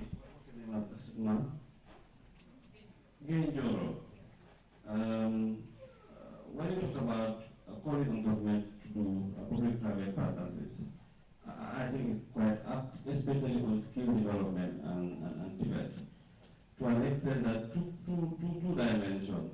Not only we should also step back and integrate the debate training with our lost traditional skills such as typology and maybe wool or wool making, so all of those things need to come into our skill sets. But of course, government is all over the place throughout the country, developing and building public schools for Tibet.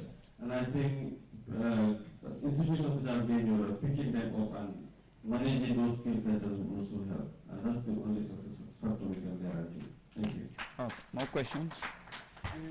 Okay, okay, the lady and then that's already.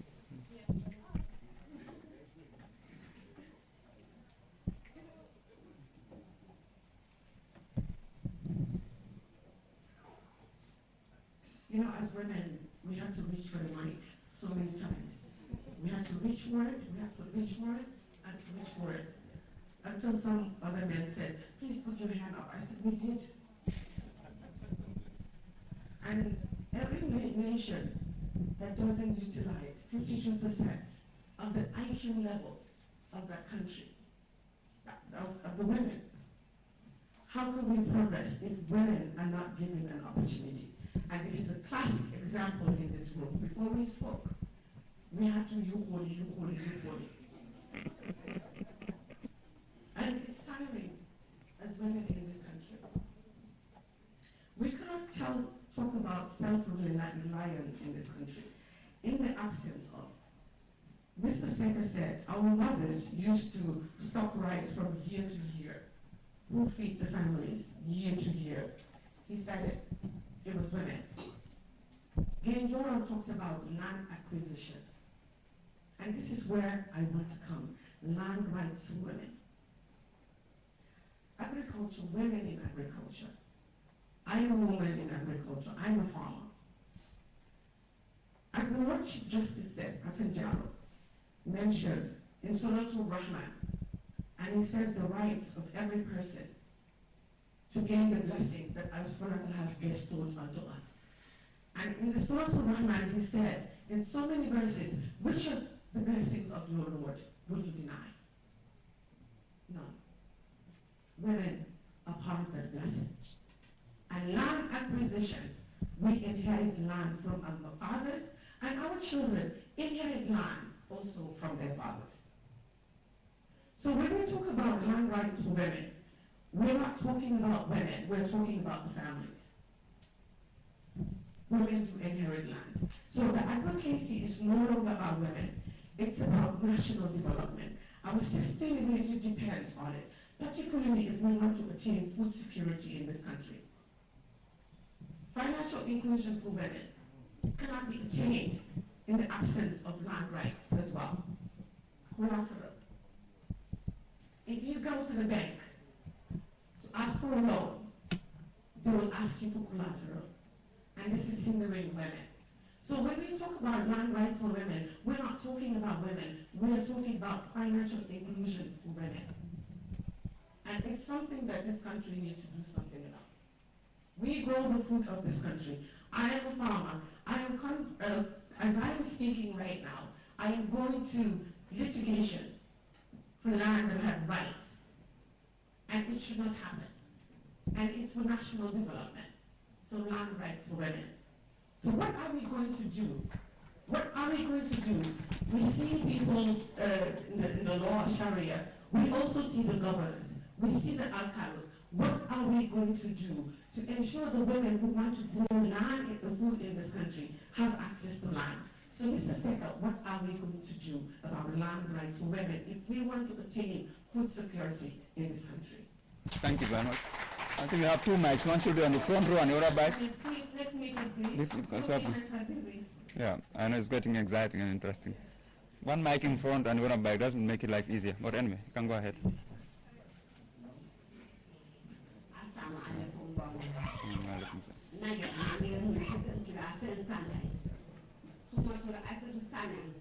From Gambia Association to Defend Habitat and Director of Women's Wing. For you understand, Quantana to get a new Peneka, Rawatina Muhammad Jah. Time on Bumon my Defi, 3 texts. At time Wahane, you and I say interpreter. Could you stand at the 2 news during this time? While the woman free box could interpret and make a fool. Judges. Bogana Gagan to Mugay, Mutaka Tendegai, Mudemala Wetani, Pate Hangel to John. They have to take a lot of money, definitely for Dinaba. Nana Naka TV, DRTS, some management, Belay, Muni employee interpreter, who definitely understand you. They are called Titan when you stand. Language Aman at Arab, then the stand language, sign language. I had no money one. They go back. Some voices, they come out and therapy. Interpreter no matter, but the mother wanted. Why they come out there no more sitting at the Moko de Moto Munano come from Masama de Gumadega. They come out then what? They come out then carbon, they come out Babel from Ghana. Why learning direct water Mama? Who said I'm not funny? Bon, Nagay Gambian General, at no make a government, Minister General and then one a recent problem. Who knew about the interpreter for tell because one Mala used to do as citizen of the country. I don't know what and problem how Minister and salary vote and without supporting, when I will then talk. Why do you time decision making and you neglect to me also your decision that to know? Opportunity, leave my land. Leave out of discrimination. So what is the constitution government? You know about human rights, equal opportunity. I want human rights, I want to take the person to army. Intervene, I want to employ the national city, the after. Thank you.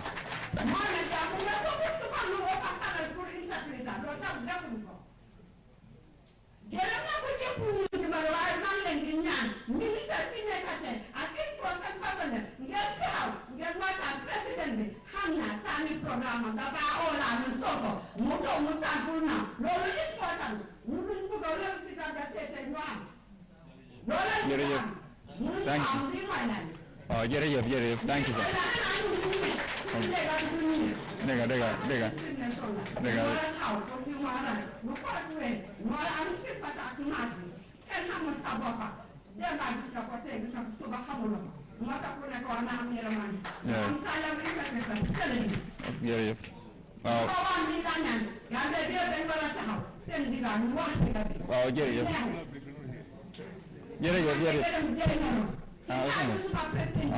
Before Mr. Kubat, how Mama, how 60th president, political first president, put down the citizen of the they're not only getting enough known. But I'm not disabled, girl, things happen, you got free education.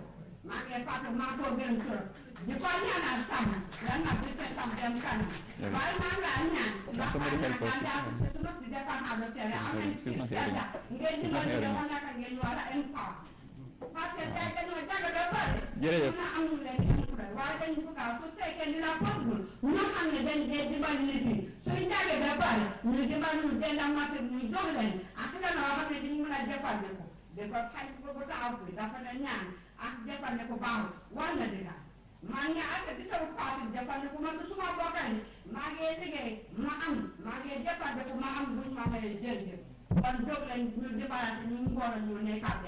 Thank you so much. Thank you so much. I know people are no longer hungry. Everybody want to ask. Can we have one mic on the front so that there can be a balance, you know? Okay, one ask. Mabinda, maybe you can be on the front and then Mr. Njai can be behind to make it fast. You want to forfeit your lunch? We can go till Ashir time. There's a panelist coming, so we don't have to encroach. For the sake of time, we have to be fair for the other for the next panelist. So we have less than 10 minutes to go. Yeah, and then Mabinda. Mabinda.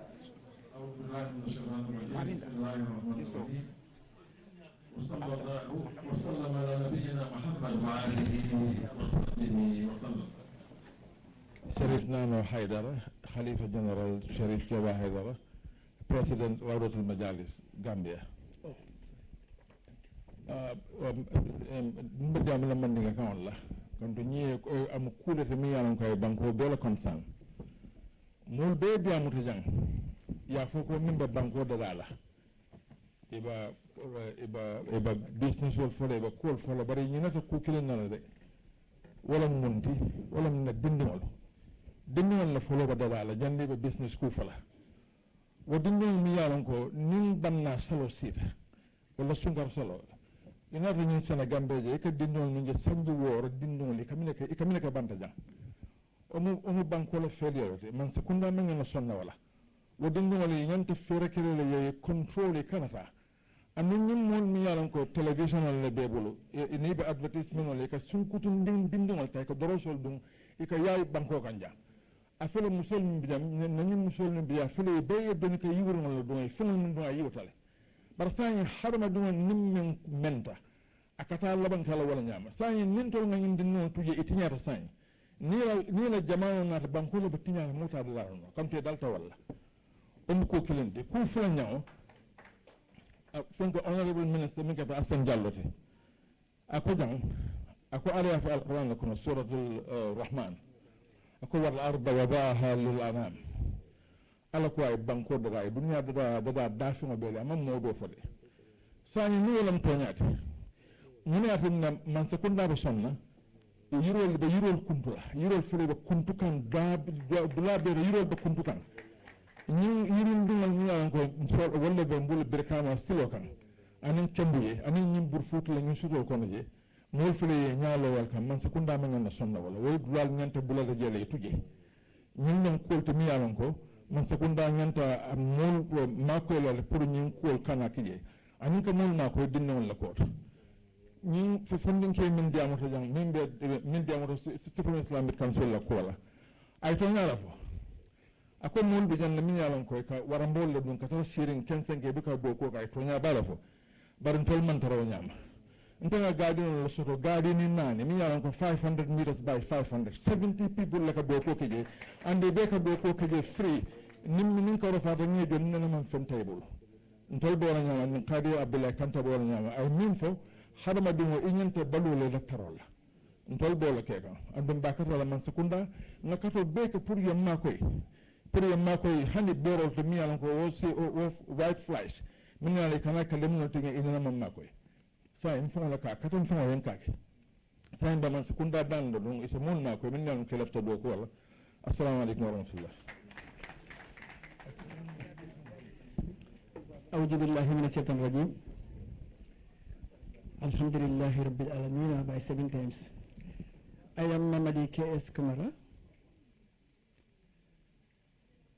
an independent candidate who went to IEC as a presidential aspirant. And I was asked, what's your party name? I said, equality under the rule of law. Since my school days, that's my motto. And I always say, man should be upright in his thought and deed. And that I am still with. From the time I know the difference of wrong and right, up to the time Allah will take what He has in me. I pray so that I maintain that, to be upright in my thought and deed. And I said man should be upright in his thought and deed. The reason why I came into politics is because of that inadmissibility of some people who are not okay in their way of belief as far as the running of this country is concerned. Please, speakers on the high table, I commend you all, because the founding father of the Gambia says tesito, and I have seen that the peacekeepers on the high table there are all saying self-reliance. Self-reliance is what my father Sadauda says, tesito. If we implement the tesito, each and everyone, we will not be like parasites, as people say. Some people are going up and down begging. Parasitism is not good. We should work hard on our own to see that at least we survive equitably.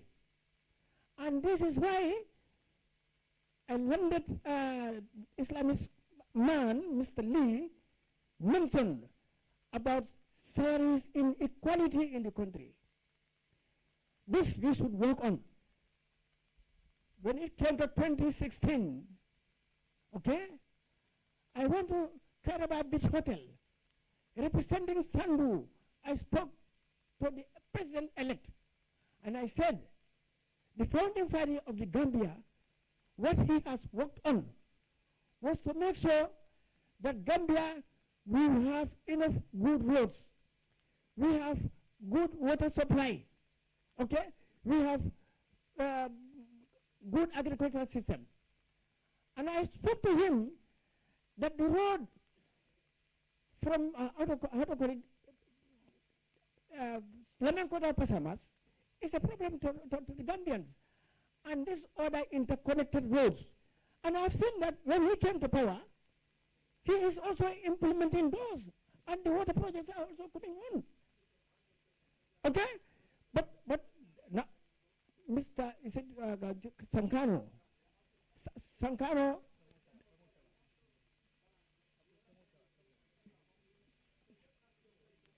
But the questions are coming. It is true. It is true. This. My question is. Okay, I'm sorry. Once a teacher is always a teacher, and I always make sure. What I speak is according to the syllabus. And after the examination hall, my kids come to me and tell me, you are the only man who said all these questions at Crab Island on the late Kamabaji. May his soul rest in peace. My question now is to the high table. All that we want in this country, okay? Because they said people are saying this language, that language, that language. When I was going to school, I always speak English. I always speak English. My teachers were pushing me to speak English. Okay? And when I came into the service, 1972, Mahmoud Farah Mixed Farming Center, okay? There was a time I met Sadauda Kairaba Jawara. There was the day I met Sadauda Kairaba Jawara. The question now is, all that what we want is,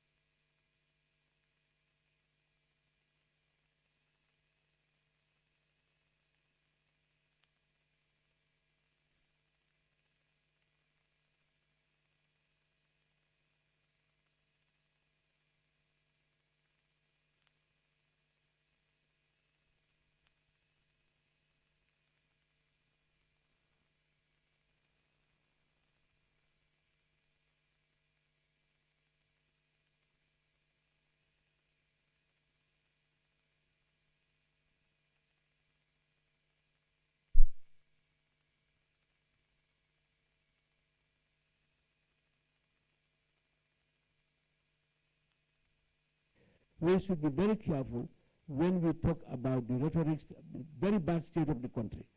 The politicians should be very mindful about that. You drive away people who want to invest in the country.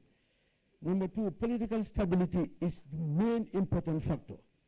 I remember during the last days of Sadar in 1994, Jawara was talking about the Singapore syndrome. And that was a fact. I was in America at in the office of the ambassador when Sarah Janga we were there together. That was the reason he went there. But then all of a sudden there was a change of government, violent change of government. That stole everything. So we should be extremely careful. The stability of the country. Number one, that should be our priority. Then two, said Martin, you mentioned about tesito. I am an example of PPP tesito. If anybody remembers OJ in Serakunda East, Serakunda building had a tesito school. We started with 45 children. Now it's about 5,000 children. Latrikunda Savage started with almost 50. Now we have about 5,000 children. You remember Mr. Danso school started with almost like less than 100. Now about 5,000 children. Hospitals, road building. You know, even tesito is not only about yourself. Your environment. Just get up in the morning and clean it. Build something for yourself. When I was at the council, we used to build, fill in the potholes before the rains. We all benefited. But after, nobody does that now. You will build a nice house, nice houses around this area. But when you go out of your house, you come into the street, you go into a mud road. So I think we should really go back to that PPP philosophy of tesito. I just want to highlight on that, the importance of tesito. Thank you. Okay. It's getting cold. Now we give the panelists 1 minute to wrap up. We'll come back. There's more time for family dialogue. The food is getting cold.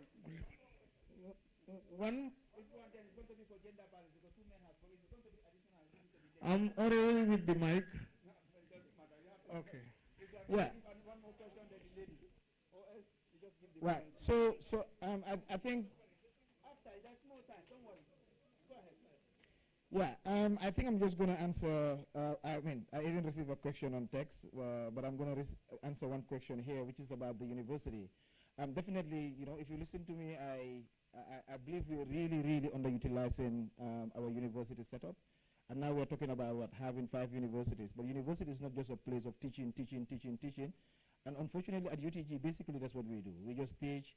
And few of us that engage in research, we have to at least step out of the university in a way to be able to access other resources like doing consultancies. Through that, we do our own research.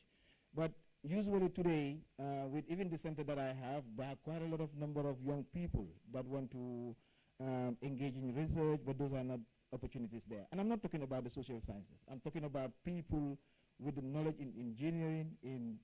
Today, our major issue is climate change.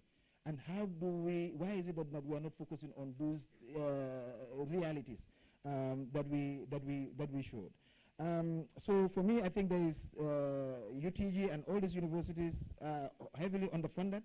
And I think if we want to build a future, it is the education that we need to invest in. Today, most of us are sitting here because we had that opportunity. Today, we can compare the older generation and our generation in terms of the quality education. And I think Mr. Seka did mention about the issue of relevances. And I think that's where that's what basically we are missing.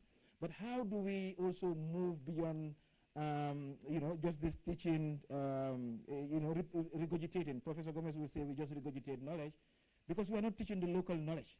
The thing that we're not talking about Mohammed Jazz and entrepreneurship. We're talking about how America did it, how these things. And for me, I mostly teach Gambian political courses. That's why I'm always with the politicians and fighting with them. But not much has been written about that. And talk less of our agricultural development. Even the idea of tesito. The other time, at one point in a political economy class, I give students those examples, and one of the students picked it up, and she fell in love with that idea. How do we help people to love their country? It is through education. And that is what also we are missing. But the curriculum is also old. We are not creating curriculums for, like today we have a lot of migration issues, but even at the university we don't talk about migration. These are problems that are affecting the society. And we're talking about, climate change. And you have so many young people with the skills. Believe you me, in this country, if we mobilize these small people, even this agriculture that I was talking about, irrigation and all these things, it could be addressed once and for all. We have very brilliant, and she talk about it, very brilliant group of young people that we need to harness, but at the university level, we need to invest in those. And so basically, research should be encouraged. At the university, at some point, they gave us 200,000 and something to do some research, but that's not research. Nari here, we have Nari, the same agricultural product, the same granite. In 1932, we were talking, if you read the history, they're telling you Gambia was one of the 6 largest exporters of granite. How was that possible? Today we have Nari, and the other day we were at the National Assembly and we were talking about this Research and Innovation Fund. I said Nari should not be part of that. Nari should have their own funding so that they will be able to do research on new varieties of crops and all this different stuff. We invest in institutions, we create institutions, we don't give them the money required to do the work, and yet we expect them to deliver what they're supposed to deliver. That is the misconnect that we have to address. And lastly, I think also, private sector is here. I will use this opportunity, because R&D is important, and so we also want private sector also to partner with the academia, because there are so many innovations that could be done locally. And at some point, even the agriculture, all these things, tractors, yes, they're good. GDTI, technical, how do we create farm tools that are local, driven locally, that could be used locally, so that we could address that?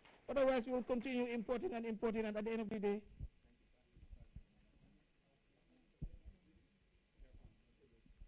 okay, maybe from where Said Mati left, which is agriculture, I think we have had instances where we've identified some skillful people who can innovate agricultural machinery. There's a particular guy in Farafenni who is doing very, very well in terms of innovation. We tried to buy 10 of his products just to showcase it, distribute it to people so that they know this possibility exists. I think, Madam, you raised this issue of land, and I will also, like you, I'm also concerned that governance, land governance has to be definitely revisited. The fact of the matter is there is now a land policy that is being developed, and that policy will articulate the governance of land. And I think this is a good opportunity for all of us to have an input in it. You have also a lot of land disputes happening because in this day and age, you can identify the coordinates with Google, and the land should belong to one person. But you have instances where there are attempts to even tamper with those Google settings.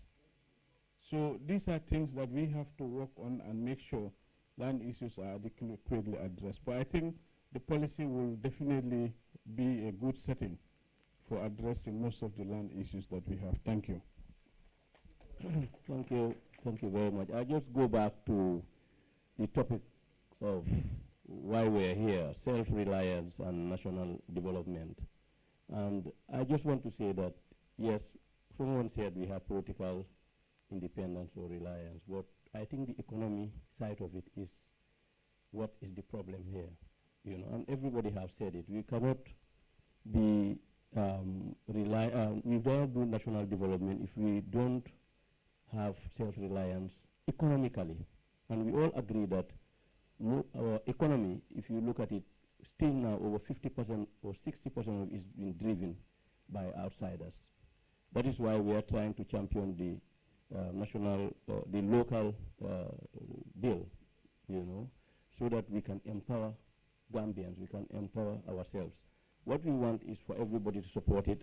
What we want, the question here is, because we see it everywhere, let's have this slogan of Gambia first. We should not be ashamed to say Gambia first. Even the biggest countries in the world are saying it. So let's have it as a slogan. Let's have it as, and we have the local content being passed this year. I think it will make a big difference when we give jobs, whether it's consultancy, whether it's skills, whether it's anything in the government. Let the government officer or the private sector, we are all together in it, to ask, can't a Gambian do this? That's what I ask my people. You bring me an invoice, I ask you, where is it from? Can't we have a Gambian to do it? And I believe we have Gambians who can do what we want. So, if to ask me, how did you do all these things you've seen. We've tried to compress what we have done in a 10 minutes. We've done much more. But it's based on two principles, and I think the young people should go back to those two principles. One is you have to have knowledge, relevant knowledge. If somebody has spoken about it, we need to inculcate relevant knowledge, education. Government has given education from primary level to secondary level free of charge. Nobody has the excuse of saying, I cannot send my daughter or my son to school. Let's have the children to go to school. You know, but the second thing, which is my worry, you know, I'm being in the private sector for 30-something years, is the value system. The value system has gone down, you know, and we are always blaming government. Let's look inwards in our homes. You pass your son and your daughter sitting outside. Outside, you go walk, you find him sitting there, drinking attire or chatting. And sometimes when you're even leaving, you will ask him, do you need anything? You know, and this is a problem. We need to change the value system. The value system has crumbled down. And I can tell you, no government, no institution, whether private or public, can go and can prosper without having strong value systems. And everybody knows that about the Q group. You can dress anyhow, you can talk anyhow, you can come to work anyhow. The value system has to be there. We always forget about that. And those value systems, we took them from our homes, from our religion. And it's very important that we go back to that. We are talking about a lot of things, but for us, for me, the main reason why I'm sitting here today with all these things I've done is only two things. My parents took me to school, and I was ready to learn, and then they gave me the right value systems. These two things, the government cannot give it to your children. They cannot give it to you. We keep on pointing our fingers to government. Let us stop that and point our fingers to ourselves. Thank you. Thank you. Thank you very much. I'm a bit motivated when you said PPP can be possible, because that is what is really not giving us the results that we want. The goals are very high. What we wanted to do is ambiguous, but sometimes we knock doors and it's difficult. So if land can be an issue that, if they see doing something viable, they can give you land. That can be something that can help. I've applied for a land more than 8 years ago, paid for everything that was asked, sold me a different land around here, but nothing being given. I'm still renting. Having 4 skill centers, renting all, sustainability is not there. I've just renovated a school in Kotu, over $3 million. If I have my own land, I would have built it to that perfection and train more young people because they needed the skills training. So I believe government should come in, building these PPPs, give us the enabling environment that they give us, add more to it so that we can get more young people off the streets, train them, and then have a very, very vibrant Gambia, very stable Gambia. Economically, we can build the Gambia with the young people. Thank you. Thank you. I will not make this one I will make it very short, inshallah. Just to borrow from the analogy of independence. When we talk about independence, our mind will go on a concept or a term they call patriotism, meaning loving your country. I think Gambia, we lack people that really love our country. For example, family level, if you really love your country, you should not allow kids from your family to go out that are going to become a sickness for the society. Because all these thieves, armed robbers, and everything, they come from our homes. And they said the family is the basic unit of the society. If the family is proper, the society will be proper. If the society is proper, the country will be right. So if you truly love your country, start your independent revolution from your own family, beginning with your own kids. Whether you are a parent or you are an elderly sibling, start the work there. And we also move on to the state level. The uncle was talking about cleanliness. You cannot claim that you love your country, cleaning your own house and throwing the rubbish outside. Or you are driving a car, having the tag, I love Gambia, at the back of your car. When you drank a canned drink, you throw it outside. Who's going to pick it for you? And they complain rainy season when there's a flood. Who are the people who dump rubbish inside the gutters? They are Gambians. Who will sweep it for you? If you dump it there, I dump it there. If it rains, it's going to be a flood. And we are going to blame the quality of the roads, yes. But if there is no flood, if the gutters are free, water has access to go wherever it's supposed to go, there will be nothing like flood. So we also have to pay attention to that. If you believe that you love your country, the way you clean your house, that same way you should clean your environment. And our market vendors, everybody, you talk to them, when they were talking about this road extension or expansion, everybody is talking about dance model. You know, fix a canteen everywhere, even on the road. You go to turntable, you are selling earpiece, you are selling Afro on the road. That is not love in your country. Gambia, you can see where the market starts, but the market doesn't have an end. And that is not love in your country. So there should be a control for that. And we have to be compliant. We have to agree that the things that they have in place. And even our drivers on the street, commercial vehicles, you cannot claim that you love your country. When it's 4 o'clock, 5 o'clock, kids leave their homes very early. Pregnant women, elderly people, they are there going home to Birkama, for example. They tell you Birkama, you tell them Latir Kunda. Like you, Doga Dionbi. Latir Kunda, no Tabokoto, no Lamen. On the same journey, you can take five different fares from people. And if one policeman stops you on the road for violating traffic rules, you go and maybe sit down in front of one interview. The country is hard, the government is sex, the government is why. When you forget what you are doing to your own fellow Gambians, pregnant women are going to be there. You're not helping them. That is truly loving your country. And finally, civil servants. Loving your country, civil servants, National Assembly members, all of it. The resources that are given to you, they don't belong to you. They belong to everybody. Even the Gambian that is going to be born in 19,000 have a share in that money. If I steal a money from this auntie, on the day of judgment, I will only return money to this auntie. But if I steal $1 from the public coffers, Yom Al-Qiyamah, I'm going to pay every single Gambian. Can you do that? Even your own family, if they ask you to give 5,000 to everybody, you cannot give it. Let alone your entire street. Let alone the entire country. It is not possible. So if they put you there, you should be a country-first individual. See the interest of the country. People are struggling. For example, National Assembly, you are there. Before you think about having cars, before you think about clothing allowance, the people who voted for you there, some of them, if they have breakfast, no lunch. Some of them, if they have lunch, no dinner. Think about those people. How many houses are here? You see one Sarawale or one Jahanka will build a story building. Will put the price at 7,000. He will give it to a Gambian agent.